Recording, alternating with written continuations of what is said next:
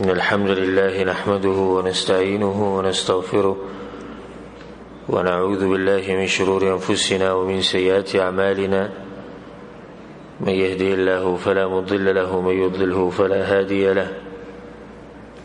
وأشهد أن لا إله إلا الله وحده لا شريك له وأشهد أن محمدا عبده ورسوله صلى الله عليه وعلى آله وصحبه أجمعين. أما بعد، رياض الصالحين کتاب شرح من کولا او باقی کی زمونږ د درسونو د مبارکه سلسله روانه و او باغ سلسله کې به ان شاء الله نن یو نوی موضوع شروع کوو. مؤلف رحمه الله وی باب الكرم والجود والإنفاق في وجوه الخير ثقة بالله تعالى. کرم او سخاوت د خیر په کارونو کې مال خرج کول، د الله په لار کې مال خرج کول، ثقة بالله تعالى، ځکه چې یقیني په الله سبحانه وتعالی باندې. دا یو غټه موضوع ده،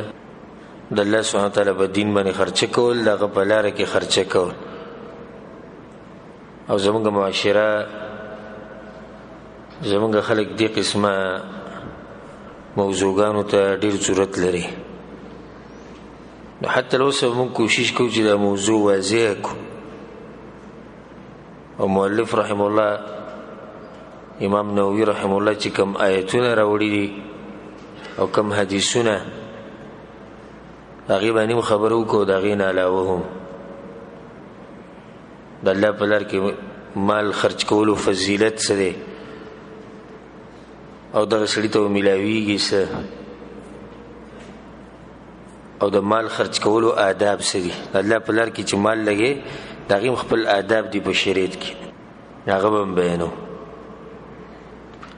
د الله سبحانه وتعالی بې شمار نعمتونه یې په موږ باندې، د دې نه څوک انکار نه کوي.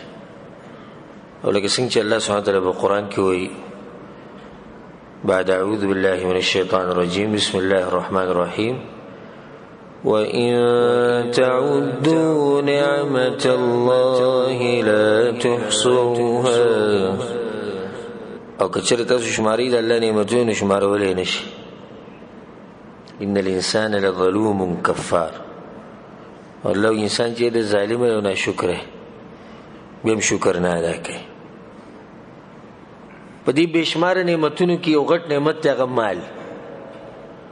دا مال هم د الله سبحانه وتعالی نعمت دی. په دې باندې زموږ د ژوند روان د الله سبحانه وتعالی دا یو سبب جوړ کړی، او د هر ژوندي شي ورته ضرورت دی چې د هغې د لاسه الله سبحانه وتعالی موږ له رزق راکوي. نو دا مال الله سبحانه وتعالی راکړی دی. دا یو خبر اوس ساتي، دا مال چا راکړی؟ الله راکړی. ځکه موږ وایو چې نعمت دی الله، نو خو الله راکړی دی. وامددناکم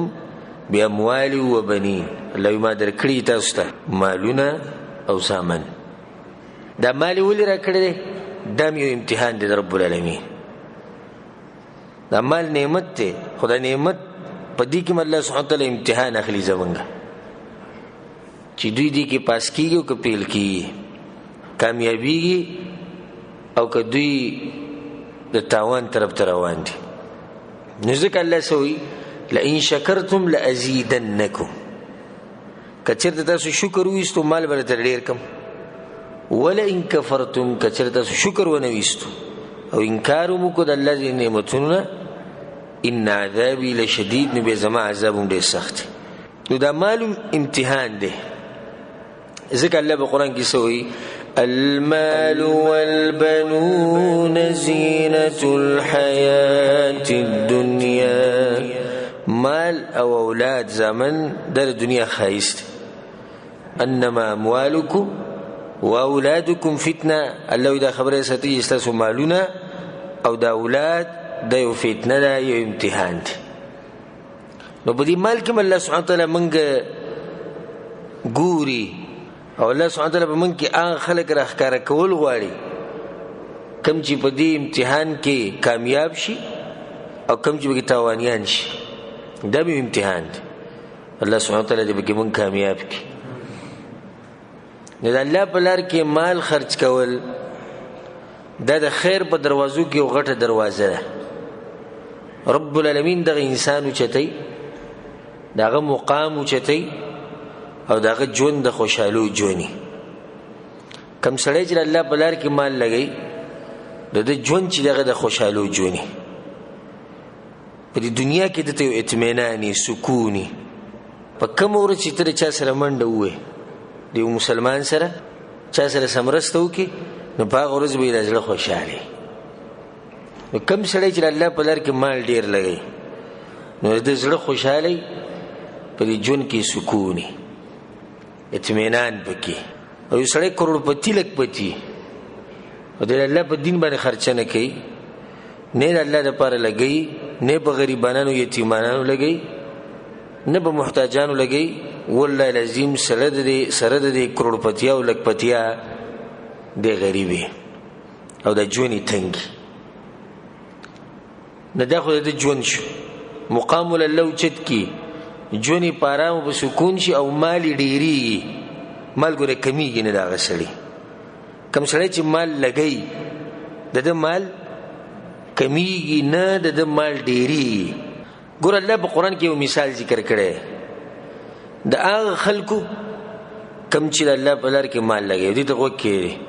مثل الذين ينفقون أموالهم في سبيل الله، مثال دا کسانو چې مالونه لګي بلار د الله کې، کمثل حبة پشان دی یو دانه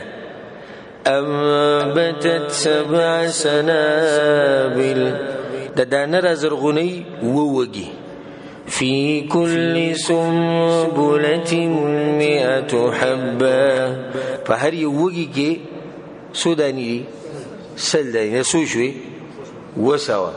او سريب دانا والله يضاعف لمن يشاء او الله دو چندکی د چا لپاره چې وغواړي د دینم زیاته اجر ورکړي. د مال کمی کډيري ها ډيري. رسول صلی الله علیه وسلم حدیث کوي وی چرته د صدقې د لاس مال نه دی کم شي. او سبحان الله دا واضح خبره تاسو هم لیدل مونږ هم لیدل چې کم سړی مال د الله دین لپاره خرج کوي رب العالمین د مال ډیری د مال ډیری د کمی چې جمع کوي او صرف بینکونه پیژني او ځان پیژني او بچی پیژني د دې سړي مال په دې کې برکت نه. او مخکې ان شاء الله حدیث راشي رسول الله صلی الله علیه وسلم چې د دې سړي مبارکي وی ملائک دته خیری کوي چې الله د مال ختم کوي او تباہی کوي. نو د مال ختمېده په دوه قسمه، یو د مال ختمېده دي چې تا پیسې خو دي او په دې باندې آفت راغی عذاب راغی هغه مال به کیسه شو ختم شي. یو دا ختمېده دي د ته حسي ختمېده وي یعنی چې انسان ویني چې د مال ختم شي. یو معنوي ختمېده دي او دا ډېر قیمتي خبره سره یاد ساتئ چې مال په دوه قسمو ختمي، یو حسي چې په دې باندې عذاب راشي، دویم معنوي دي چې ختميږي چې رب العالمین دې برکت ختم کړي. دا د مال ختمېده دي وره چې په مال کې برکت نه د مال سمال له ډېر خلک دي موږ سره خو ډېر زیات ملو شي او ته پوس کوي چې پیسې خګټم خو پته نشي چرته زی برکت پکې نشته، هیڅ پته نه لګي چې کم زین راځي او په کم زی لګي. نو د سړی دی پوښي چې د مال نه رب العالمین برکت غسته. نو د مال ختمې دی ته باغه په لکو روپو باندې سو کې چې دغه هغه کې برکت نشته. نو ما خبره ده کوله چې کم سړی د الله سبحانه تعالی په دین کې خرچه کوي دغه په لار کې خرچه کوي رب العالمین د مال ډیری. د الله په لار کې خرچه کول الله سبحانه تعالی دا عبادت د غټو عبادتونو سره په قران کې یو ځای ذکر کړي په قران کې د عبادت د غټو عبادتونو سره یو ځای ذکر کړي لکه مثال الله په قران کې الذين يؤمنون بالغيب مؤمنان سوکتي په غیب باندې ایمان راوړي ويقيمون الصلاه او د منځ په باندې کې بیا مخکې سوې چې د آیت یاد دي ومما رزقناهم ينفقون وكمال چې ولمن ورکړي دا غینه خرچه کوي نګوره مال خرچ کول د الله په دین کې او د الله په لار کې د عبادت ذکر کو د ایمان سره چې ایمان په غیب باندې او بیا منځ او بیا د الله په لار کې خرچه کول او سجده غټ عبادت ته کوم کې عبادت نه او بل ذکر الله سوی قل لعبادي الذين امنوا اے پیغمبر وایا زما هغه بندگانو ته چې ایمان راوړل یقیموا الصلاه د منځ په باندې دي کوي وينفقوا مما رزقناهم او خرچه دي کې دا هغه مال کم چې ولمن ورکړي نو ګوره د منځ سره د دې خرچې د مسله ذکر کړه د الله په لار کې مال خرچ کول وکم خلکو کې چې دا صفت ته د دې خلکو صفت رب العالمین په قران کې کړي سوی الله په قران کې تتجافى جنوبهم عن المضاجع الله وی د مؤمنانو صفت الله بیانې الله وی دوی په تلانو کې ډېر لږ سملي نو غالبا د شپې دوی ولاړي غالبا د شپې دوی په تلانو کې نه تتجافى جنوبهم عن المضاجع ولي يدعون ربهم خوفا وطمعا الله نه دعاګانې غواړي ځکه الله نه یریږي الله نه امید ساتي مخکې الله سوی ومما رزقناهم ينفقون الله کمال چې له موږ ورکړي دا غینه خرچه وکړي وګوره دې مؤمنانو صفات وکړه په قران کې په قران کې الله د جنت تذکرہ کړی ده عرضها السماوات والارض الله دې جنت پلانواله هغه د زمکه او د اسمان په اندازه باندې ده بيسوي اعدت للمتقين د جنت الله تیار کړی د تقوادار خلکو لپاره د تقوادار څوک دي په خپل الله وی الذين ينفقون في السراء والضراء الله وی دا خلک دي چې دوی خرچه کوي د الله په دین د الله په لار کې که سخت پیو که راحت پی په دوانو حالاتو کې خرچه کوي الله اکبر دم اوسې اوچت صفت چې سړی به د الله په لار کې خرچاله کې چې کړه لاس کولای مال وسره ډیری کنه د خرچه د جنتی چې دی د الله په لار کې خرچه کوي چې کله غریبي او چې کله مالدار وي په دوانو حالاتو کې د دې لاسونه تنگ نه د الله دین لپاره په قران کې الله وبځي کوي الذين ينفقون اموالهم بالليل والنهار کم خلک چې د الله په لار کې خرچه کوي د شپې او د ورځې سر و علانیه په پټ هم کوي په ښکار هم کوي فلهم اجرهم عند ربهم د دوی لپاره غټ اجر دی په نيز د رب د دوی ولا خوف عليهم ولا هم يحزنون د قیامت پر ورځ باندې دوی باندې یری نه به دوی غمجن کی دې صدقو د لاس د دې خرچو د لاس به دوی په امن کې د قیامت پر ورځ د الله په لار کې خرچه کول په دې کې غلبه حاصلول به خپل شهوت باندې لکه په انسان کې د شهوت پروت په هر انسان کې د شهوت یو جنسي شهوت ته یعنی چې انسان رغبت کیږي د جنس طرف ته د یو شهوت ته یو شهوت د مال شهوت ته چې انسان رغبت کیږي د څه طرف ته د مال طرف ته او د مال په ولیاذ بالله غالب شي دغه د الله سبحانه وتعالى دین پری نه باز خلک د خپل شهوت د باوالش او باز خلک د شهوت بندگی کوي نو د شهوت په بندگی کې د الله دین پری دی اوس د مال شهوت ته د مال سره محبت ته او د مال سره محبت د هر انسان په فطرت کې پروت الله سوي وتحبون المال حبا جما الله تاسو محبت کوي د مال سره ډیر زیات محبت وتاكلون التراث اكلا لما الله میراثونه به کې مخوري پردي میراثونه به کې مخوري پردي میراث به کې خوري کنه خوري ها خوري سفري کنه خوري د موري سفري او دې شی بیا د دې مال په محبت کې دا سړی د رب العالمین نافرمانی کوي وانه لحب الخير لشديد الله د انسان د مال په محبت کې ډېر سخت دی. الله نو ګوره دا مرض به ځان نه څنګه وباسي، دا شهوت به ځان نه څنګه ختمه او څنګه به کمه چې کله ته الله په لار کې خرچ کې ستاسو د آخرت سره محبت پیدا کی، نو ته به د خپل مال لګي آخرت ته. باندې مخکې ورځ کې بدرس کې پرونی درس کې کم درس کې ما غا حدیث تاسو اورو چې رسول صلی الله علیه وسلم یو پیر د آیت تلاوت کو الهاکم التکاثر چې تاسو هلاک کړئ د ډیروالي هرس، مال ډیر شي، بچی ډیر شي، خزي ډیر شي، کورونه زمکه پټي. نبی رسول الله صلی الله علیه وسلم وی یقول ابن آدم د آدم بچي په مخ وی مالی مالی، زما مال او زما مال. دا شهوت ته کړه، زما مال او زما مال دا شهوت. بیا رسول الله صلی الله علیه وسلم وی نه د آدم بچیا په دې مال کې صرف ستدري خبرې دي بس، کوم چې خړلې او کوم چې د اغوستي او ختمه کړي ده او کوم چې د رب العالمین لپاره لګلې ده دغه درې د استعمال له او د غینا له وسلورم چې کوم ده د خلکو ته پرېده او خلکو ته پاتې کی. سبحان الله څنګه واضح خبرې دي، څنګه واضح خبرې دي چې ستا په دې مال کې درې خبرې رسی بس، کوم چې خړلې ده مخ کې او کوم چې د اغوستي ده او کوم چې الله د پاره لګي مخې ته دغه درې خبرې سلورم به بل ماته سوق نشي خوې. د رسول الله صلی الله علیه وسلم خبرې چې سلورم بل نشته، سلورم سره خلکو ته به پریدي او ان شاء الله دې باره کې به ډېر خواږه حدیثونه مخې ته راشي چې زموږ پیغمبر صلی الله علیه وسلم دې مسله کې څه ما خبره دا کوله چې په انسان کې دنه شهوت ته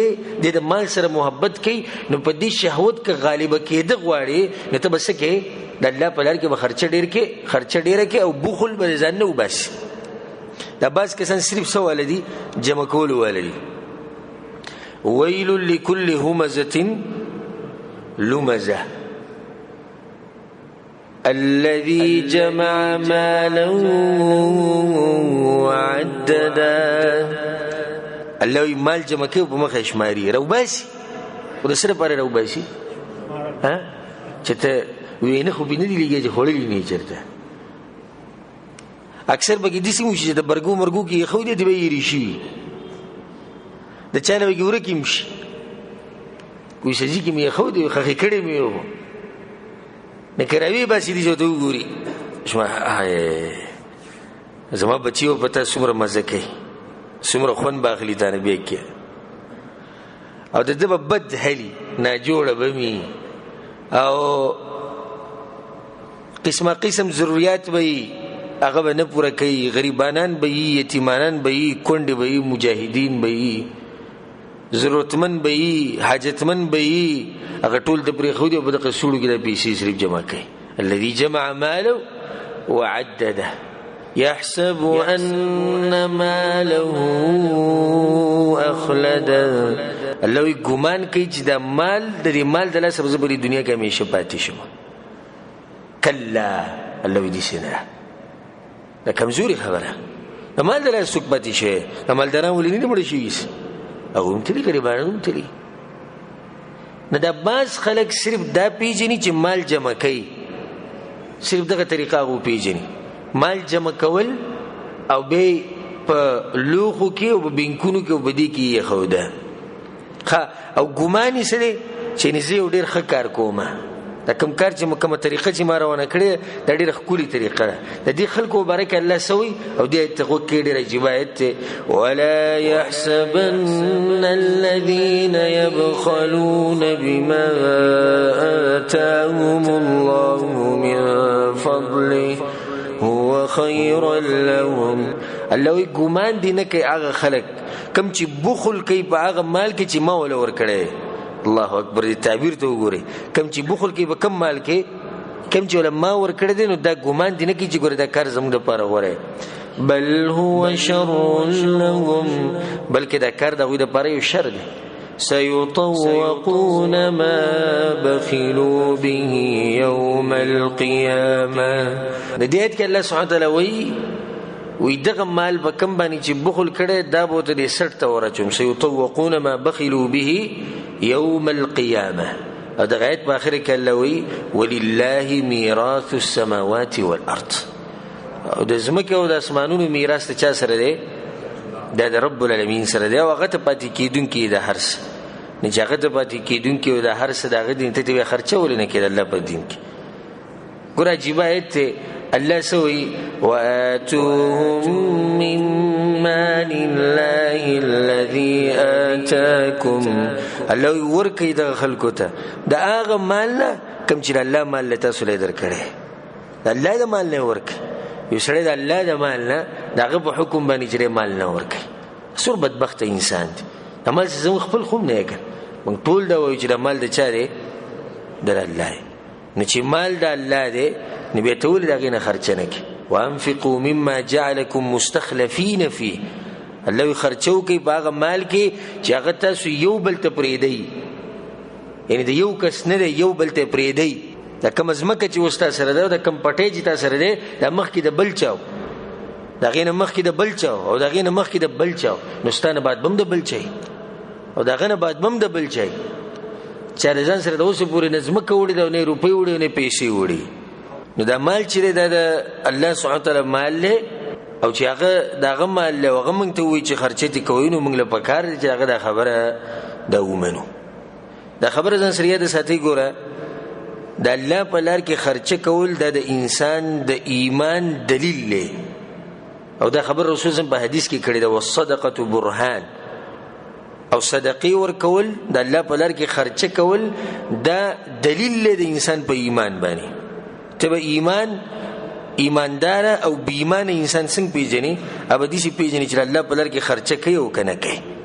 چې کوم سړي د الله په لار کې خرچه کوله نو پوه شي چې په دې سړي کې دننه څه دی؟ په ده کې ایمان دی. دا انفاق فی سبیل الله دا دلیل دی د ده په ایمان باندې. الله سبحانه وتعالی موږ ټول له توفیق راکړي. مؤلف رحمه الله یو څو آیتونه راوړي او د هغې نه بعد بیا ډېر حدیثونه راوړي. نو بعض حدیثونه به ترې نن بیان کو او کوم آیتونه چې راوړي انشاءالله دغه به هم بیان کو او د هغې مختصر توضیح. اولنی آیت راوړی دی قال الله تعالى والله سبحانه وتعالى وي وما أنفقتم من شيء فهو يخلفه. الله وي سجي تاسو خرچه کوي زما په لار کې فهو يخلف الله به د هغې په بدله کې ډېر څه درکوي. د الله په خبره کې شک شتي؟ نشتي. نو بیا ولې چې کله صدقه کې لاس ترپي ولی بیا لاس رپی او ولی زړه خوري چې لسره لږ دې غریب له ورکم نو ته په حساب ولګو نو لسره لږ زمانه لاړ سلې له زمانه لاړ زر زمانه لاړ 2000 ولګي لاک روپۍ ولګي دا به څنګه کی دا به ولي کی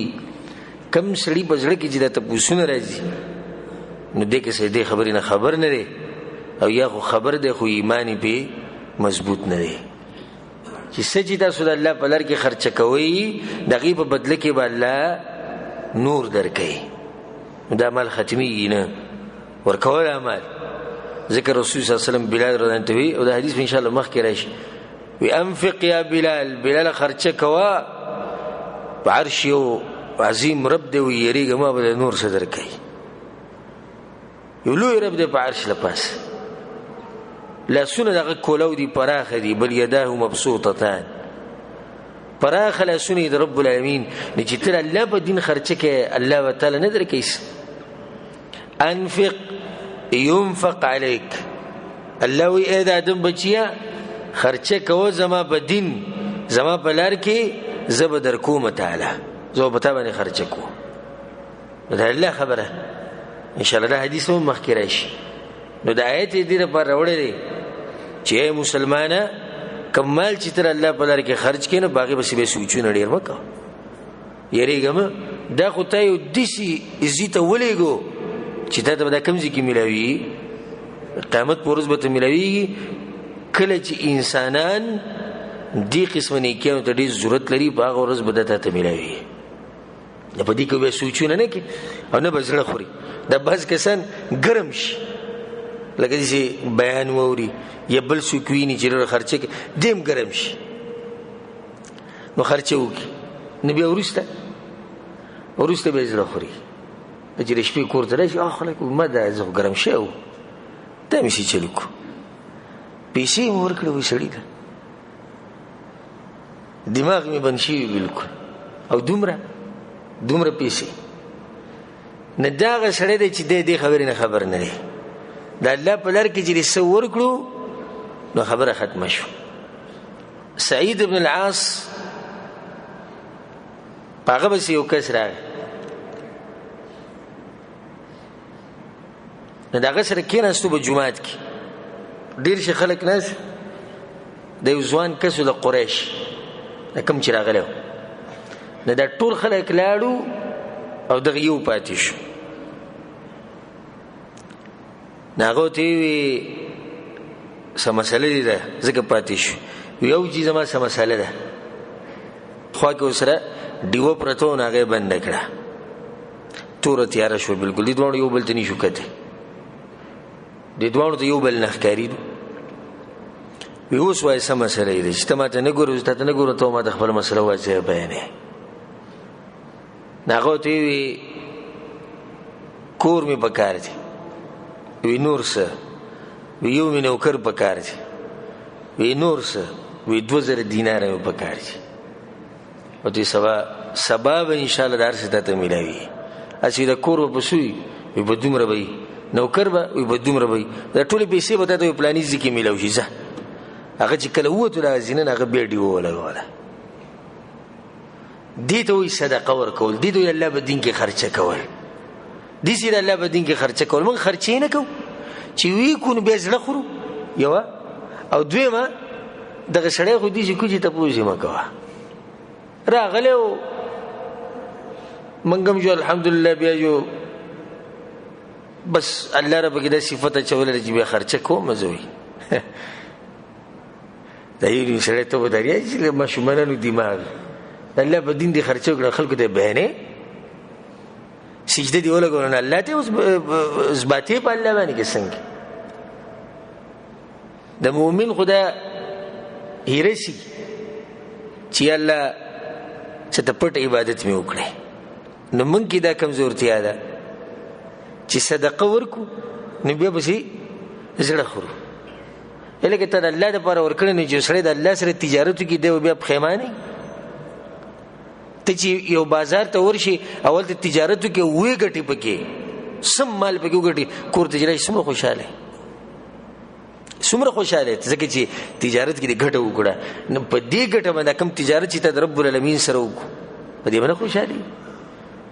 او دویم بیا موږ دا مرض دی چې هغه کار ټول څه کړو هغه راښکاره کړو انشاءالله دې مسلې له مخکې راځو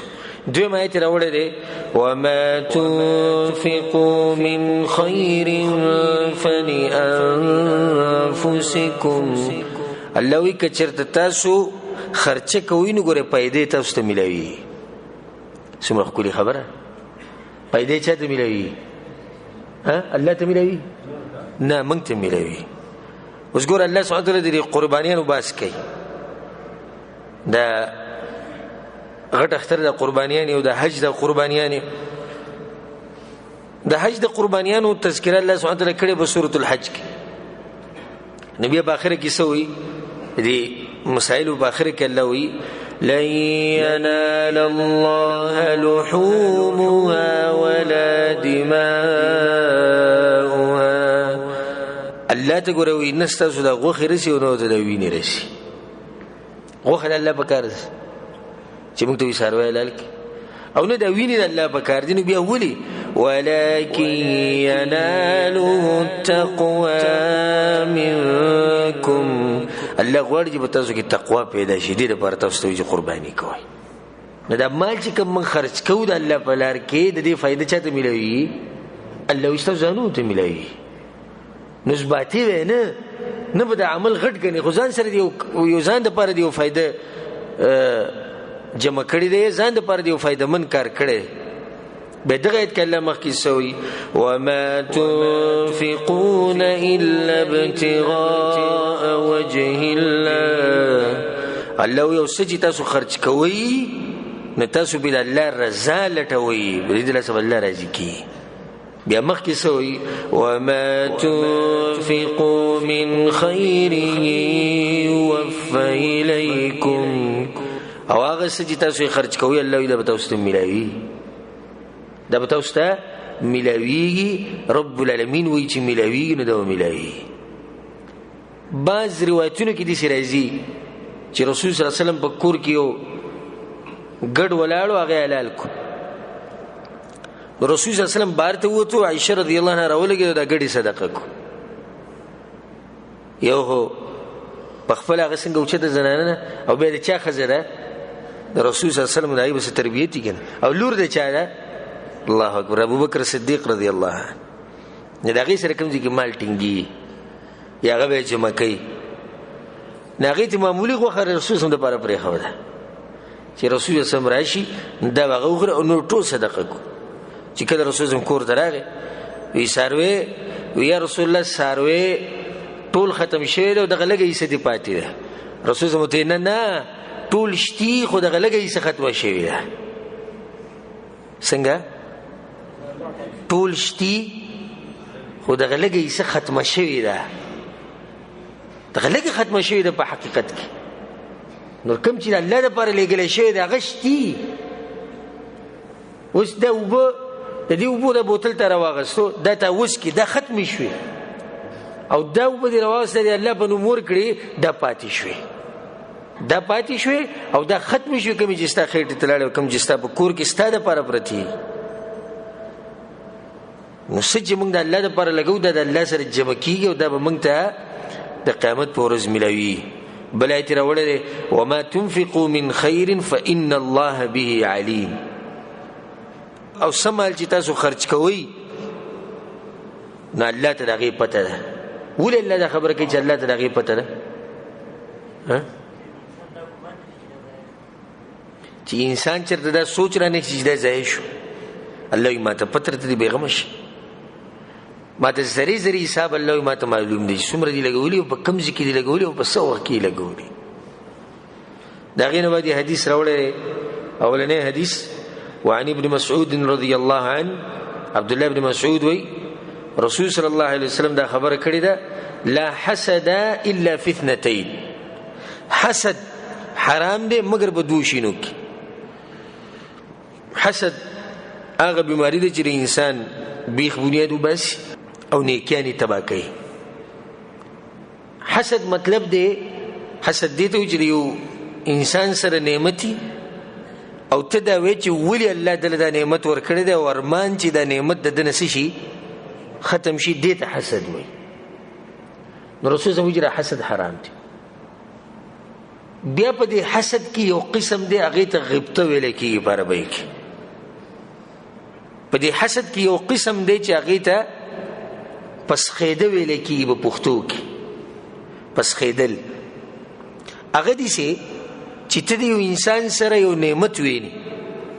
او ته خوشاله شي چې الله سبحانه وتعالى دله نعمت ورکړي او د ارمانو کې چې ارمان الله مال هم دي سره کړي نو دا جایز دی په دوه کارونو کې چې سړي سره ډېر مال ویني چې ما سره هم دي چې کور وي او سړی بهر ملک مزدوري کوي چې ارمان چې دي سه مزدوري مام کوله دا دوه خبرې نه حسد خو قطعا حرام دی بیا دا پسخیده جایز دی هم په دوه کارونو کې رجل اولنې سړی آتاه الله مالا هغه انسان چې الله ول مال ورکړي فسلطه على هلكته في الحق نو دا سړی راولګي د مال لګي د الله په لار کې نو دې قسم سړی ته پسخیده سړي جایز دی چې ارمان دې سمال ما سره وي او مام لګولې نو څومره خون به کوله په یو حدیث کې دا راځي دم زیره د ګور زموږ د رب څومره مهربانه چې الله سبحانه وتعالى دې سړي لم دغه امراض ورکې کوم چې دغه سړي لورکې او یو هغه تشرمانونه مال وسره په ګوټ کې بروتي فرمانونه کې هغه زنه هغه دې چې مال وسره نشتی نور کویلو لګوي دې سړي الله اجر ورکې دا بس خو به کیسې دي خ بندلې او شوړې کور کې برتی یاره چې وینه بس بیا به تری دلې وي چې وې ته ولې دلې چې موږ څنګه لگاو نه دې سړي الله اجر نور کې دې دروغ وي او یو سړی دغه سره نشتی او خد صدق سره دا خبره کوي کوي نه ما بلګولې رب العالمین دې سړي اجر ورکړي. دویم سړی ورجل آتاه الله حکمه، او یو هغه انسان دی چې الله ول حکمت او د دین پوهه ورکړي، علم ول ورکړي، فهو يقضي بها، ناغه د دې علم پرنا کې خلقو فیصله کوي او ژوند تیری، ويعلمها او خلقو ته دین خي. دې قسم انسان ته پسخیده پکار دي چې ګوره ارمان دې علم ما سره وي نه ما هم خلقو ته بیانولای، دې علم ما سره وي نه ما سره هم دا رڼا نن وې ما په عمل کولای، ما به خلقو موږ کې فیصله کولای. متفق علیه. دا حدیث په صحیح بخاری او صحیح مسلم کې به امام نووي رحم الله بخپل وی معناه وی د دې حدیث مطلب دا دی ينبغي الا يغبط احد، چې چاته په پسخیږي نه قطعا به چاته نه پسخیږي ګوره الا على احدى هاتين الخصلتين، مگر پر دوه خبرو کې پسخیده جایز دي.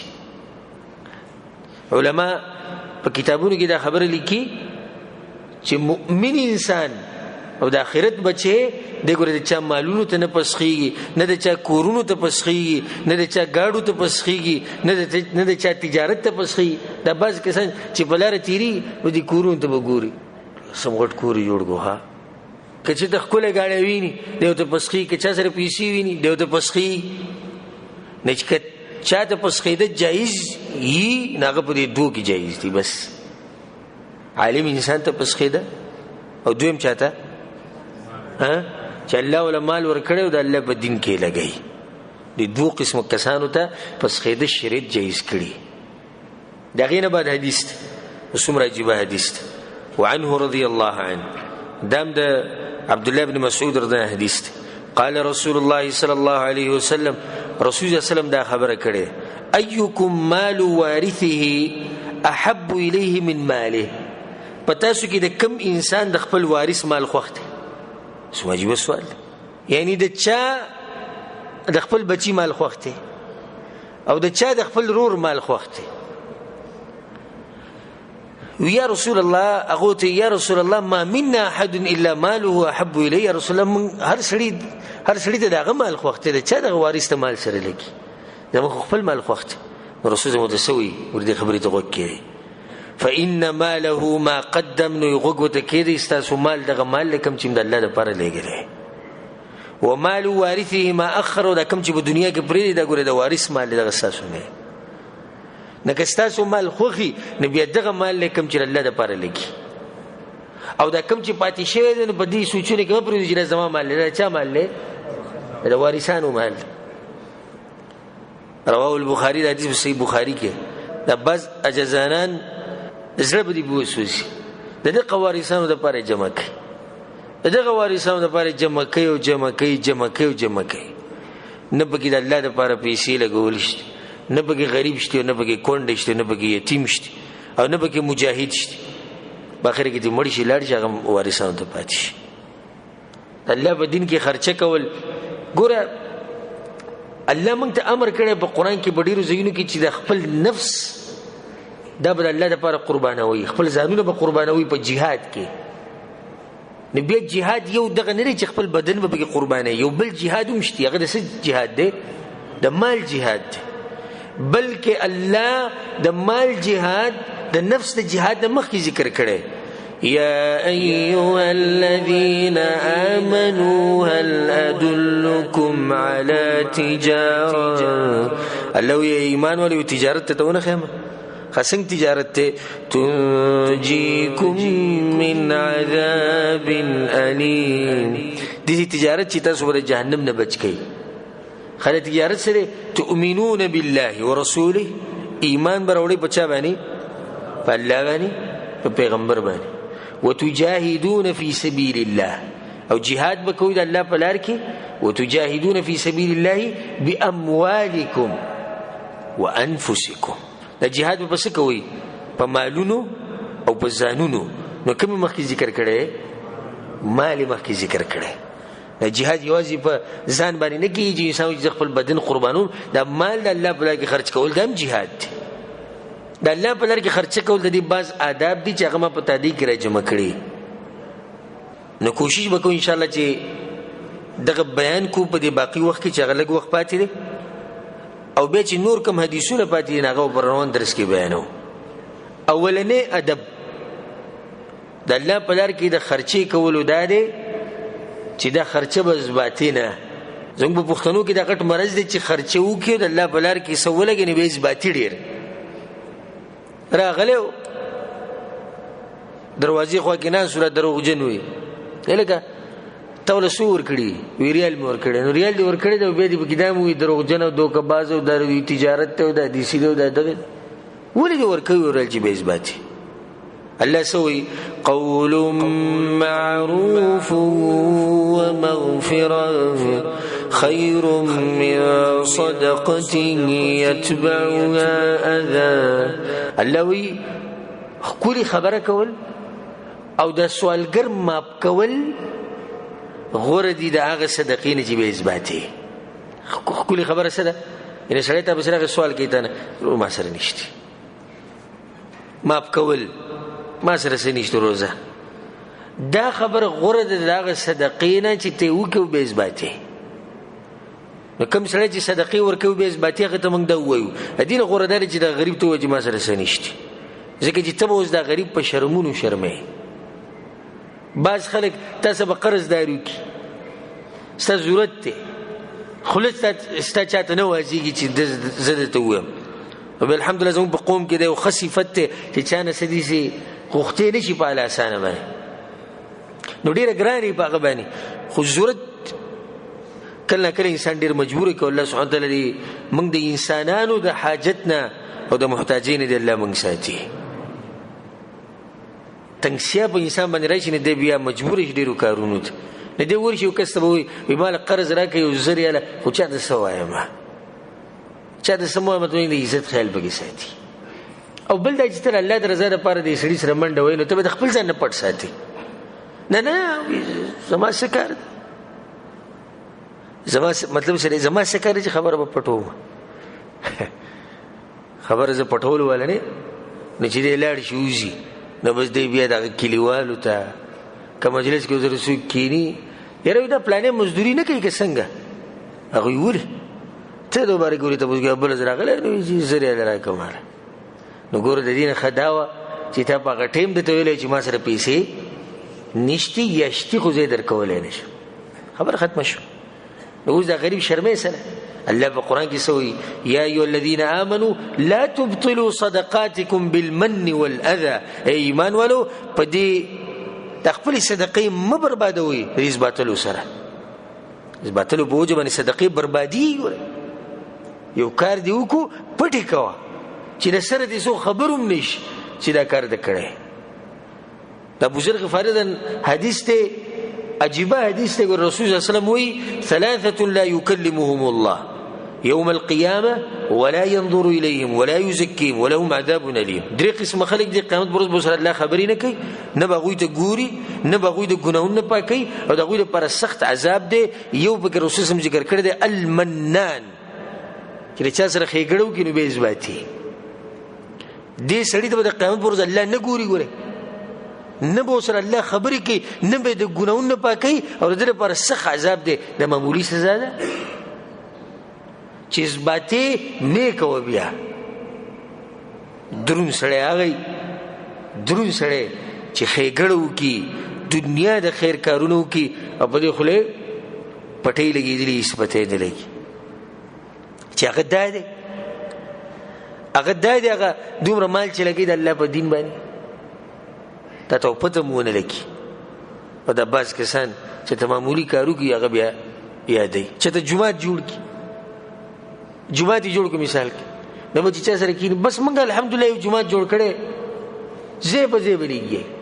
او په خپل کې کلی ته چرته لا نو په دې جمعه کې به ولاړ 24 غنټه ته ولې دا شي بر هرګه الله د پاره دی جوړ کړي پرې ده کنه بس اوس د خلک مثال پیتی کې دا غوتر الله کور جوړ کړي کنه بس پرې الله ته حواله که خرچې دې زړه کې یو مخ کې خرچه کې خرچه به کو پټه خرچه کو کنه خو بار راتله او بار بار را یادول خلکو ته چې جمعات ما جوړ کړي او زه پکې دا غواړم زه پکې دا نه غواړم، دا صحیح طریقه نه ده. په دې باندې ما ته د سیرت نه ډېر زیات واقعات یاد دي اوس په دې ټیم الحمدلله چې سلفو به څنګه صدقې پټولې، خو موږ سره ټیم نشته. انشاءالله که چې د بیا الله مقرر کړه د دې مبارک به زه تاسو ته یو څو واقعات بیانوم. نو یو ادب دا شو چې اثباتي وینا، دویم ادب دا شي چې د صدقه به پټې. رسول الله صلی الله علیه وسلم وو قسم خلک ذکر کړي چې د عرش په سوري کې ولاړي د قیامت په ورځ. یو پکې دی رجل تصدق بصدقه، یو هغه سړی رسول الله صدقه ورکړه فاخفاها، صدقه پټ کړه حتى لا تعلم شماله ما تنفق يمينه، تر دې چې ګس لاس ته پته ونه لګي چې خې سور کړو، دې لاس ته پته ونه لګي چې د سور کړو دی دومره د صدقه پټه ورکړه. او په بعض اوقاتو کې صدقه راښکاره کول جایز دي، شریعت اجازه ورکړي په کوم وخت کې چې ته د دې لپاره صدقه د دې لپاره راښکاره کوي چې نور خلک یې ورکړي، نبی په دې حالاتو کې څه دي جایز دي. نو دویم ادب څه شو چې صدقه په پټه ساتي. دریم ادب دا دی چې نیت به صفا ساتي. وما تنفقون الا ابتغاء وجه الله، صدقه زه ورکوم د چا لپاره؟ د الله د رضا لپاره. خدا بس کسان سوی او بکی خیګړی وتا سره او کی سم خکار بو کی بیا دا هغه سړي د سره ورانه راشي نه دی بیا دا وی کما ته پته وي ما به د صدقه دل نه ور کړې، کما ته پته ما به دا کار نه کړې، تر الله د رضا لپاره کړو بس پرې. دا د خپل خوې د چا خوې وسوران کو، او دا د خپل خوې د کچې چې ستغه احسان یې سکو هغه یې کو، خو ستا اصل معامله د چا سره ده؟ د رب العالمین سره. د موږ به ساته الله بدل دې اجر درکې اگر که دغه سړی تاسو سره خوې او اخلاق نه ساتي. او نه موږ د صدقې او نه موږ د خرچې د دې لپاره کوو د الله په دین کې چې خلک زمونږ تابعدار شي، د دې لپاره څو خرچه کوي؟ نه، موږ خو د الله په دین کې د خرچې د لپاره کوو چې الله زمونږ نه راضي شي، دغه زموږ مقصد دی.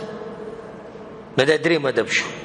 څلورم ادب دا دی چې د پاک مال نه به صدقه ورکړي، د حلال نه. ګوره د مکې مشرکین هم په دې باندې په دې خبره باندې پوه چې الله لپاره څه ورکوي نه پاک مال به ورکړي. د کعبې دا کومه کعبه چې تاسو وسینئ دا دومره نه ده، د دې سره دغه اسم د وړکې دیوال چې د چاپېره شي دا اسم د کعبې ده. خو د مکې مشرکینو چې کله د کعبه ورانه کړه او د دې ترمیم بیا کوو نو هغوی دا وایي حلال مال به راجمع کوئ، پاک مال به راجمع کوئ. نو هغوی چې پاک مال ټول راجمع کړو نصیب دومره راجمع شو چې دغه آبادي پکې ده، نو دغه بل نه دي چې دیوال ته وکړو بس وي دغه نه کېږي. حالانکه خو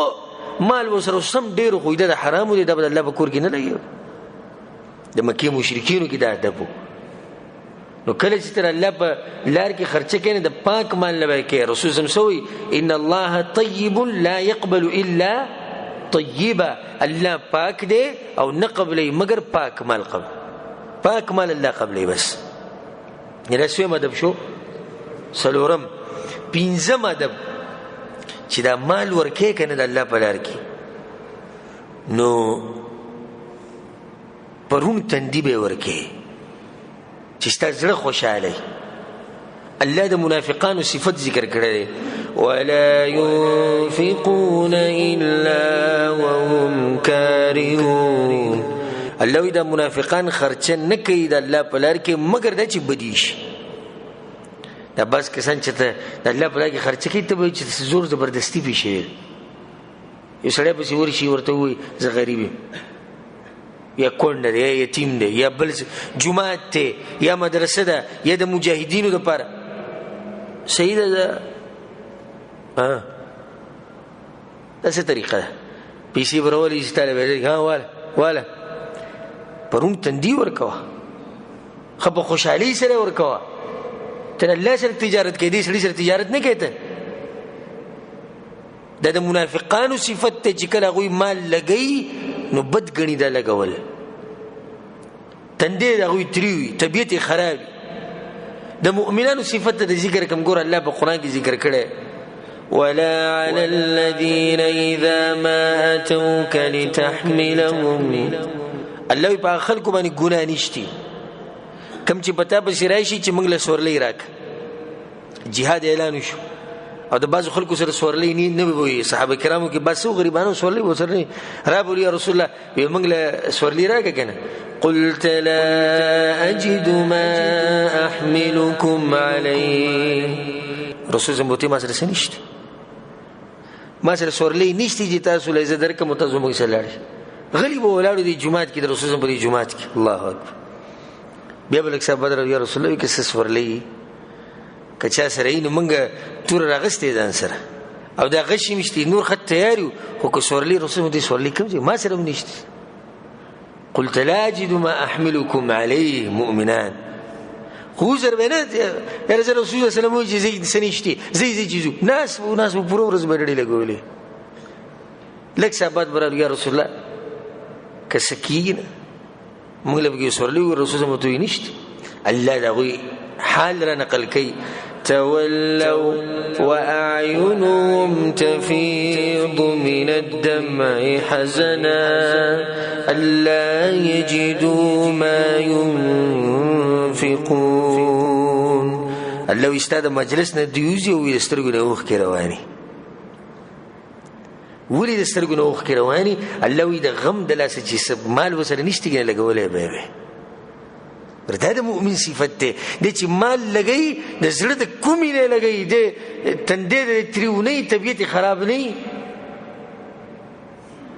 پدې کې قصه ده ابو عقیل رضی الله عنه مؤمن څنګه مال لګي په تبوک د تبوک په غزا کې رسول صلی الله علیه وسلم اعلان وکړ وی مال لا جمع کوي. دا منافقان د رسول په مجلس کې ناس منافقان د دوی کار دی چې دوی په هر خبره کې مخکې کې ډېر ګرم کیدو به رسول په خوا کې بناس نو چې چا به ډېر مال لاوړو یاره دا سړی سریه کار ونته کې دی ها چې چا به لګ راوړو نو دې تر الله سره ضرورت دی. نن سبا د منافقانو دغه کار دی په یو حال کې دی نه پریږي د پلانې مولا پلانې مجاهد د خېټې د پاره لګیا دی پیسو د پاره لګیا نه بل اقبل مبارک سو وي کده حق پرس وي دا بیان کړي یعنی تاوی نه د منافقان به رسول په جمعات کې ناس عبدالرحمن بن عوف رضی الله عنه مال دې سره واچو منافقان یو بلته کې دوی ریاکار ته مخیل عثمان بن عفان راغه په سونو خان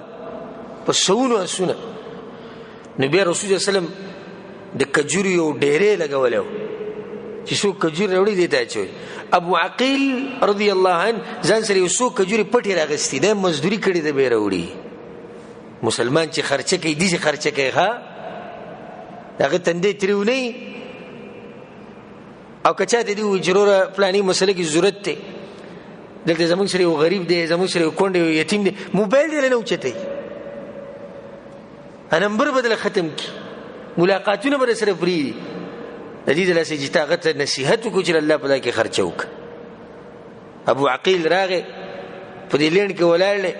د هر سړی چې راځي سم مال لوړي نو خدي چې کولای ورواچ ابو عقیل پټی ځان سره کجوري راغسین د خیال دی چې زبې په دې ډیری کې د پټون د کېدم بیا بزما ځکه چې ګوره مؤمن د دې سره کار نشتی چې زما دي صدقې ته چوکتو کوی نه کتو دغه کار دې سره دی چې الله ته ورسېده او کو نه رسېده. نه چې کله د نمبر راغی رسول ته ابو عقیل سره وړي هغه یا رسول الله بس هي سره وړي ښکارې ونه رسول الله صدقه مې راوړي رسول دې ښکارې کړي ډیری ته واچو کړ الله اکبر دغه دې زړه یو الله خبر دی نو به سترګې یو خیرالي او دغه لګون د کجوري دام د مزدوري کړو هغه ته ډیری دور واچوري وو ته دې بل دروازه منافقان د دې کجورو تر الله سره ضرورت الله د آیت نازل کو په دغه موقع باندې الذين يلمزون المطوعين من المؤمنين في الصدقات. الله منافقان خان دي باغ خلکو پوری چغوي ډیر څور کوي د الله په لار کې دغه مالدار دي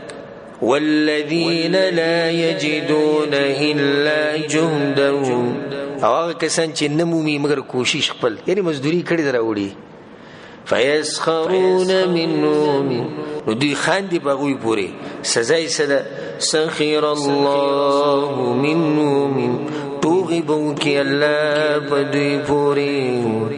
قیامت پورته بوته پته ولګي دا خبر ما دی پورو کړ چې د مؤمن صدقه ور کول دسی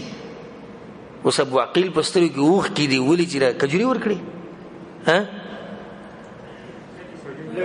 لګي دی وي کنوري و چې نوري مور کړي د مؤمن دا شان او دا صفت الله دې مونږ کې پیدا کړي شپږم ادب دا دی چې د صدقه او د الله په دین کې خرچه په هغه ټینګي کوو چې کله پتا باندې پراخي وانفقوا مما رزقناكم من قبل ان ياتي احدكم الموت مخکې د مرګ نه رسول زمسوي وغور صدقه دا چې ان تصدق وانت صحيح شحيح تخشى الفقر وتأمل الغنى په کوم ټیم کې خرچه د الله په دین کې کول دا غټه خرچه ده چې کله ته د غریبۍ نه یریږي او د مالداري امید دي لکه اوس یو سړی دی روغ بدن دی روغ دی د غریبۍ نه یریږي که نه یریږي ها یریږي د غریبۍ نه ولې یریږي د غریبۍ نه ځکه چې د ارمان دی چې زه مخکې پاتې کېږم امیدونه شته که نشته خو یو سړی په کټ کې پروت دی په هسپتال کې ډاکټران ورته ویلي چې ته نن یا سبا ته ختمېدو والی او دیم صدقه ورکوي د ده صدقه او دغه صدقه یو شان دي دی د غریبۍ نه نه یریږي ځکه چې دی داسې هم تلو والی یم د ده امید نشته د هغه امیدونه دي هغه د غریبۍ نه یریږي هغه روغ دی او بیا مغه لګیا د خرچه کوي نو دغه د خرچه دی او دی نه اوچته منګه هر څه تړلي خو چې کله په هسپتال کې پریوځو ډاکټر وایي چې د علاج نه کي به ورونه صدقې وکړي زه زما هغه مال ولګوئ ولې اوس مال ولګوئ مخکې دې نه وي چې ولګوئ ځکه چې اوس د ده هغه ارمان هغه امیدونه هغه څه شو ختم شو رسول زم سوي ولا تمهل هغه وخت پورې مال مليټ کوي حتى اذا بلغت الحلقوم چې کلم سامري تر ورسې نو قلت لفلان كذا ولفلان كذا بیا وایي د پلاني دومره د پلاني دومره نه صحیح بخاری صحیح مسلم کې دا حدیث وم ادب داده چې د خپل خپلوان مخکې کوي په صدقه کې او په خرچه کې ځکه چې رسول زم حدیث کې سوي الصدقه على المسكين صدقه په مسکین باندې صدقه کول په عام انسان باندې صدقه ده صرف د صدقې اجر دی او په خپل خپلوان باندې خرچه کول دغه دوه فائدې دي یو خو صدقه ده او دویم صله خپل ولی ساتل پکې دي نو دوه فضیلتونه پکې راځي خپل ولی ساتل مو شو